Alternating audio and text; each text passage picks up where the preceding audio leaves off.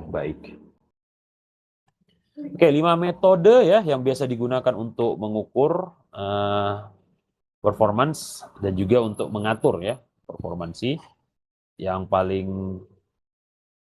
sering ya, yang paling basic itu adalah dengan skala ya.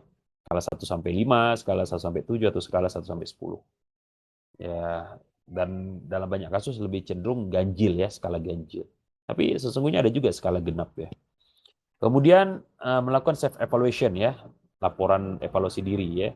Nah, ini biasanya ya akan merujuk kepada kriteria ya, perspektif dari pihak yang melakukan evaluasi tersebut. Apakah dia telah melakukan sesuai dengan tujuan perusahaan, apakah dia memahami dengan benar atau tidak, dan nanti akan dilihat ya berdasarkan perspektif dia langsung ya, secara honest, secara jujur dan direct. Kemudian ada juga peer review ya, di mana ya difasilitasi proses ini untuk mengakses performance dengan menyediakan forum ya. Jadi ada forum diskusi ya, forum terbuka, sehingga masing-masing akan menyuarakan ya pendapat-pendapat mereka terkait dengan masalah-masalah, dan juga dari situ akan terwujud ya kesepakatan secara konsensus ya, lebih kurangnya walaupun mungkin nanti bisa tidak bersepakat dan sebagainya, tapi nanti akan ditentukan oleh pimpinan ya terkait dengan arah perbaikan-perbaikan ya yang mau dituju dan juga bagaimana menyelesaikan masalah-masalah yang telah ada.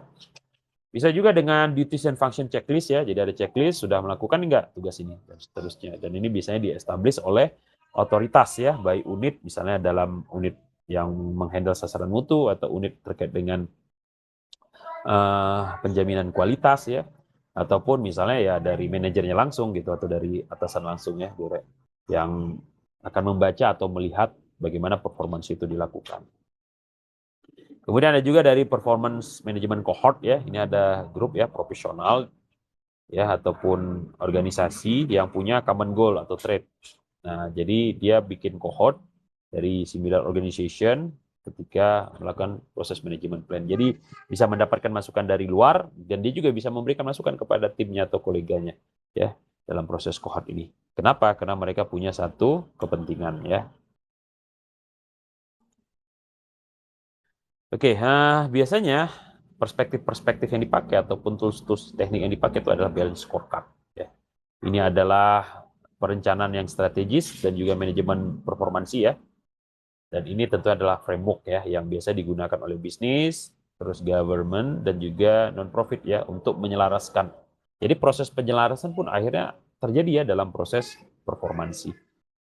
Untuk menyelaraskan apa? Day-to-day activity ya, rutinitas dengan enterprise vision, mission, dan value. Dan tentunya ini telah melalui proses cascading di awal ya, yang telah kita bahas. Ya, jadi dalam proses business alignment, maka proses penurunan itu menjadi hal yang niscaya ya dilakukan. Ya, jadi cascading menurunkan dari visi ke misi ke goals ke objektif ya atau sasaran ya, kemudian ke project atau program. Kemudian diturunkan lagi ya ke aktivitas, ke proses, ke otorisasi atau role dan sebagainya. Kemudian ada proses pemetaan ya, mapping ya. Jadi setelah kita turunkan, maka kemudian kita petakan untuk memastikan apa? Untuk memastikan duplikasi dan redundansi tidak terjadi ya. Redundansi terkait dengan prosesnya, duplikasi terkait dengan data yang diharapkan. Nah, kemudian dalam proses delivering value, mau tidak mau kita harus selecting ya. Kita harus memutuskan, kita harus menentukan kira-kira value apa yang mau kita berikan dari kumpulan-kumpulan value yang ada. Nah, tentunya itu harus juga bisa mengidentifikasi potensi yang ada di perusahaan. Nah, baru kemudian setelah kita tentukan, sekarang saat untuk nge-capture bagaimana value itu bisa didapat. Dan value balik lagi seperti yang saya sebutkan ya, ini bukan easy proses gitu, perlu waktu yang lama ya. Minimal kalau waktunya nggak lama ya perlu proses yang panjang gitu ya, atau proses yang kompleks yang ada di perusahaan. Bagaimana kekompleksan itu bisa dibikin jadi sesuatu yang sederhana. Ya seperti hidup kita kompleks gitu, tapi karena kita sudah biasa mengarunginya, sudah terbiasa dengan hal-hal yang terjadi ya, tantangan-tantangan yang ada, maka hidup terasa lebih simpel. Begitu juga perusahaan yang merupakan kumpulan-kumpulan dari individu. Nah, kemudian kita masuk kepada risk management ya, bagaimana proses risk management itu untuk mengantisipasi ya hal-hal yang bisa terjadi. Dan risk management ini tidak mesti dalam kaitannya dampak ya, dalam kaitannya konsekuensi, implikasi dan sebagainya. Tapi baru sekedar prediksi juga boleh gitu ya, dan itu harus dipersiapkan possibility tersebut. Jangan hanya gara-gara ini nggak mungkin terjadi, ini nggak mungkin terjadi. Berapa banyak perusahaan yang tidak terfikir ya bahwa pandemi itu berlangsung gitu selama 2 tahun, dan akhirnya gara-gara itu tidak dipersiapkan dengan matang, itu akhirnya berakibat buruk bagi perusahaan karena dia terganggu roda pelaksanaan ya aktivitas-aktivitas yang ada di dalamnya. Nah, oleh sebab itu risk management itu dimulai dengan proses yang sederhana ya. Proses sederhana itu yaitu kita meliskan ya, kita apa namanya ya listing ya atau mendaftarkan ya dalam dan biasanya dalam kertas kerja itu namanya juga risk register gitu. Jadi kita daftarkan dan proses pendaftaran itu ya tentu banyak gitu. Kalau pendaftaran ya analoginya kalau yang daftar ke universitas itu sedikit maka jadi masalah gitu. Jadi harus banyak tuh daftar. Ketika banyak daftar ya kita tinggal filter. Ya, jadi risk management itu dimulai dengan proses registering ya atau listing, kemudian nanti akan masuk ke dalam proses filtering atau evaluation ya evaluating. Nah, baru dalam proses performance management kita akan sampai ke titik yang mau tidak mau kita harus apa namanya lakukan ya pengecekan tersebut ya. Nah, tentunya sebelum kita melakukan pengecekan, mau tidak mau kita harus bisa menentukan kriteria-kriteria ya. Nah, kriteria-kriteria ini harus disinkronisasi ya, synchronizing ya, harus disamakan ya, harus dicocokkan ya, harus disesuaikan ya. Nanti kemudian sinkronisasi ini akan memunculkan monitoring ya. Nah, jadi performansi is all about monitoring gitu, is all about assessing gitu. Jadi ketika kamu monitor, nanti kemudian akan ada hasilnya. Ya, jadi bisa disimpulkan secara sederhana, IT business alignment itu akan diwujudkan dengan cascading ya, dan juga dengan proses mapping, kemudian proses delivering value ya dari IT itu diwujudkan dengan proses apa namanya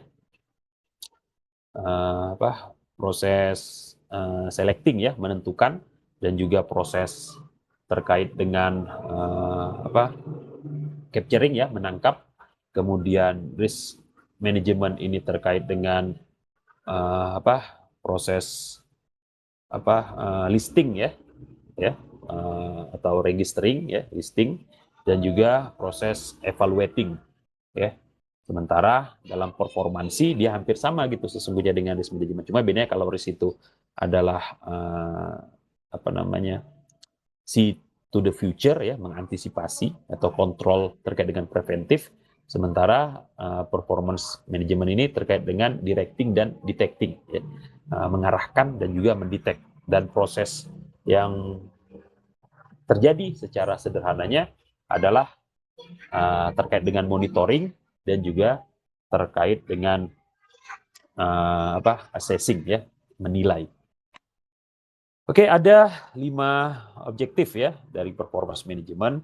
Yang pertama adalah mendevelop ya definisi yang jelas, ekspektasi yang jelas, dan juga tujuan ya.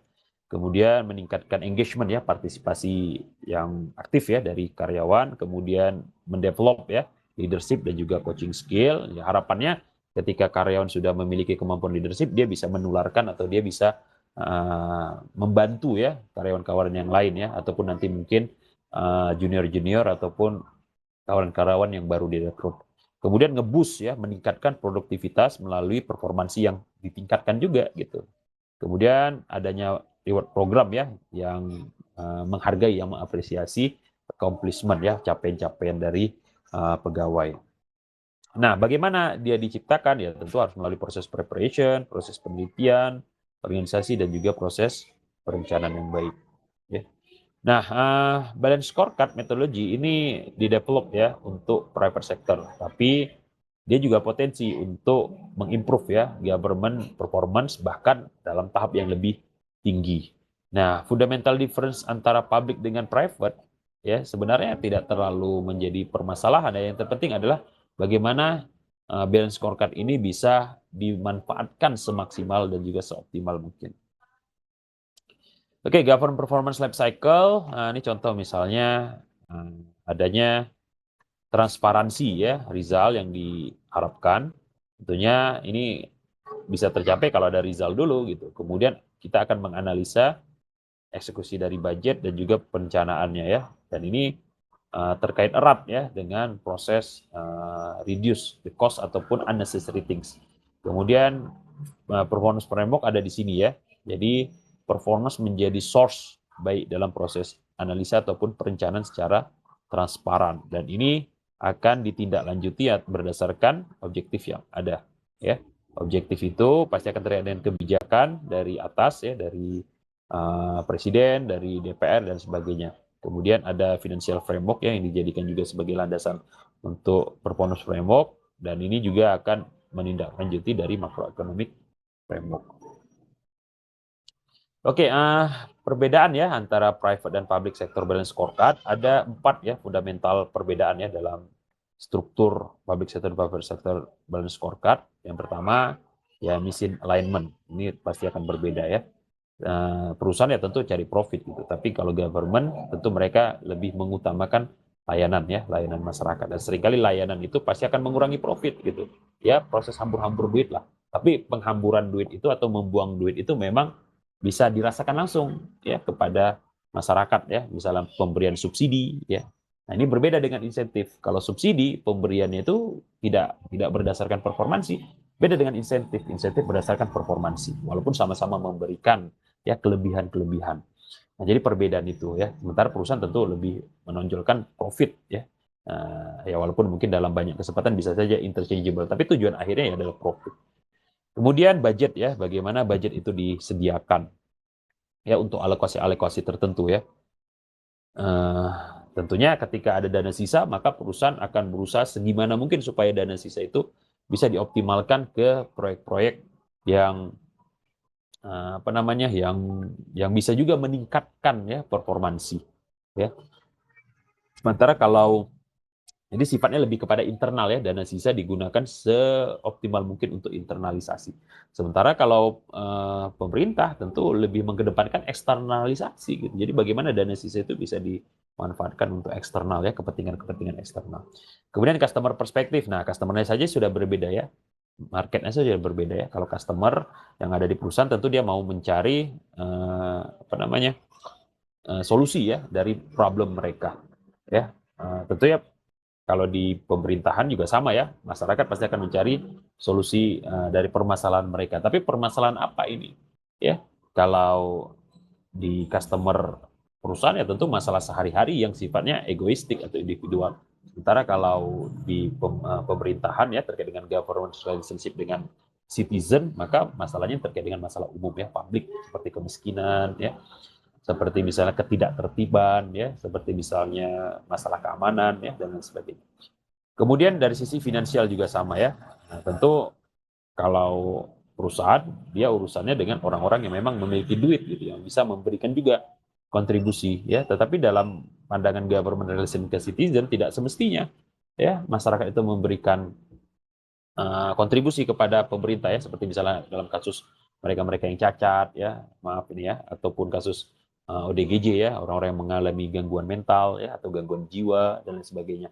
Nah, ini ataupun yang mereka melakukan pelanggaran-pelanggaran, penyimpangan-penyimpangan ya, seperti misalnya dalam kasus penyakit ya, penyakit fisik ataupun penyakit moral ya, seperti maaf kata ya, mereka-mereka yang tidak bersekolah ya, yang akhirnya misalnya ada lokalisasi dalam hal perjudian, prostitusi dan seterusnya. Nah, ini harus dihandle, harus dikendalikan ya oleh pemerintah. Tetapi dalam kaitan dengan perusahaan mereka tidak terlalu concern ya, walaupun pemerintah juga menetapkan ya terkait dengan corporate social responsibility. Tapi biasanya mereka lebih mengarahkan kepada hal-hal ya atau proyek-proyek yang bisa juga memberikan kontribusi kepada mereka. Oke, jadi ini secara garis besar ya private sector, maka